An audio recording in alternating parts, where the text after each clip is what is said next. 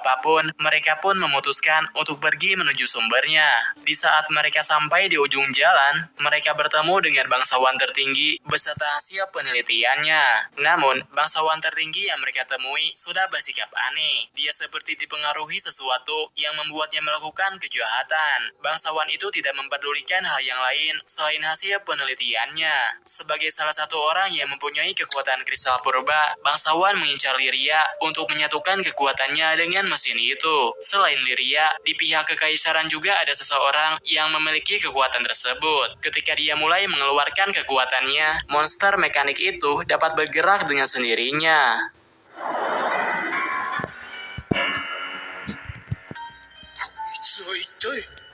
Guran dan yang lainnya berhasil mendapatkan orang yang mereka cari. Tapi urusan yang harus mereka selesaikan tidak cukup sampai di sini. Mereka harus melawan monster mesin yang diciptakan oleh bangsawan tertinggi. Ketika mereka bertarung melawannya, serangan biasa tidak ada yang mempan. Bahkan, Guran juga tidak bisa menandinginya. Di saat itulah, Lyria menunjukkan kekuatannya. Dengan menggunakan kekuatannya, Lyria bisa meningkatkan kekuatan timnya menjadi jauh lebih kuat. Setiap serangan yang mereka lakukan menjadi lebih efektif untuk merobohkan mesin tersebut. Dengan ini, maka bangsawan bisa mendapatkan kembali ingatannya, dan misi yang mereka terima bisa terselesaikan.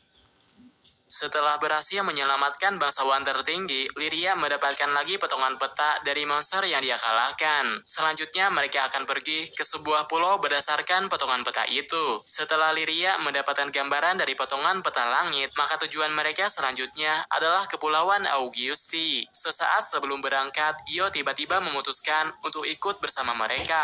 Sehingga pada perjalanan kali ini, mereka mendapatkan rekan baru. Sebelum kembali melakukan perjalanan panjang, Shioro akan mempersiapkan semuanya yang mereka butuhkan. Berhubung membutuhkan waktu untuk mempersiapkannya, maka mereka diberi misi oleh Shioro untuk menyelidiki sebuah kuil. Kemudian, Shioro memberikan peta untuk menuju lokasi tersebut. Saat tiba di depan kuil, lantai yang mereka injak tiba-tiba saja roboh. Hal ini menyebabkan mereka terjatuh ke ruangan bawah tanah. Meskipun sudah terjatuh dari ketinggian, tapi tampaknya semuanya baik-baik saja. Tapi beberapa orang di antara mereka terpisah dengan yang lainnya.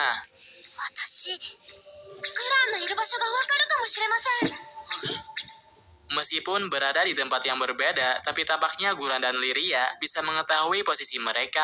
Entah kenapa, Guran tahu di mana arah Lyria berada. Mungkin saja hal itu terjadi karena mereka berbagi satu nyawa. Walaupun mengetahui posisi masing-masing, tapi untuk menemukannya tidaklah mudah. Selain karena Guran tidak pandai menentukan arah, Lyria juga kesulitan menemukannya karena tempat itu dipenuhi dengan jebakan. Selain Guran, ternyata ada orang lain yang lebih dulu tersesat di tempat itu. Mereka sama-sama sedang tersesat dan kini sedang berhadapan dengan golem penjaga. Salah satu orang di antaranya hampir saja terkena serangan golem, tapi dia berhasil selamat karena kelompoknya Guran datang untuk menolongnya. Guran menangkis serangannya dengan menggunakan pedang. Lalu Rakam dan seorang petualang menyerang ke bagian golem yang terbuka. Sedangkan Io menggunakan sihir air untuk membatasi pergerakannya, sehingga semuanya bisa melakukan kombinasi serangan yang sangat kuat. Julia.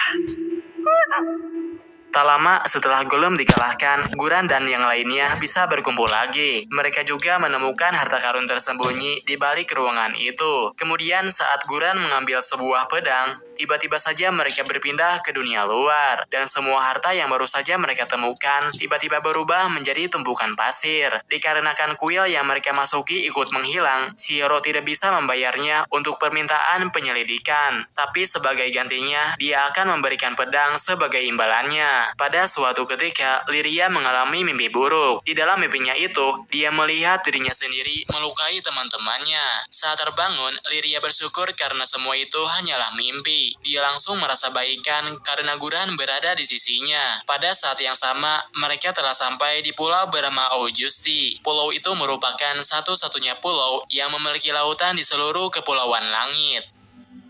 Guran dan yang lainnya mendarat di sebuah tempat